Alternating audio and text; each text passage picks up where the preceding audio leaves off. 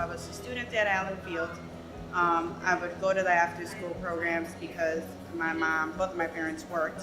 When I started middle school, I actually came back to Allen Field and worked as a volunteer in their CLC program and stayed connected. And once I was old enough to work, then I actually was an employee of the CLC and spent my summers working with students, leading group activities. So I went to UW-Madison for undergrad. And actually, I was fortunate because I received the People Program Scholarship, but I also received a scholarship from Boys and Girls Club that paid for my room and board. So I was a first-generation college student.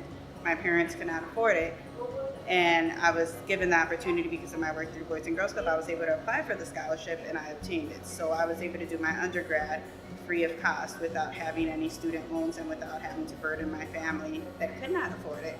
So I'm very fortunate for Boys and Girls Club. Anytime I hear, like, I found out CLC was here at Lincoln Avenue, it's like, that's great because we can continue to work and hopefully other kids will have the same experience. But after my freshman year in Madison, I thought I was going to Madison to become a physician's assistant.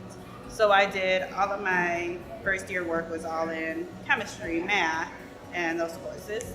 And I came back that summer to work at the Allen Field CLC during the summer rec program.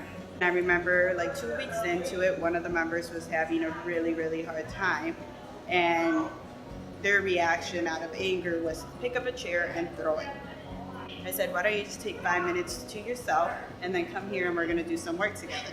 And that's exactly what the student did. The member did. They left. They came back to me and we sat down and we worked and we had a great relationship afterwards. And that's actually when I decided to switch my major and then I became a teacher. It's important work. I could go teach in any other district. I could go work in any other city. I'm a bilingual teacher. I can even leave the state.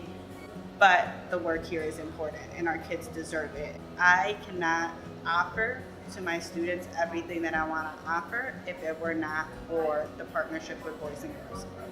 Poverty is a cycle, and if I can help one student break that cycle, then I think I've done my job.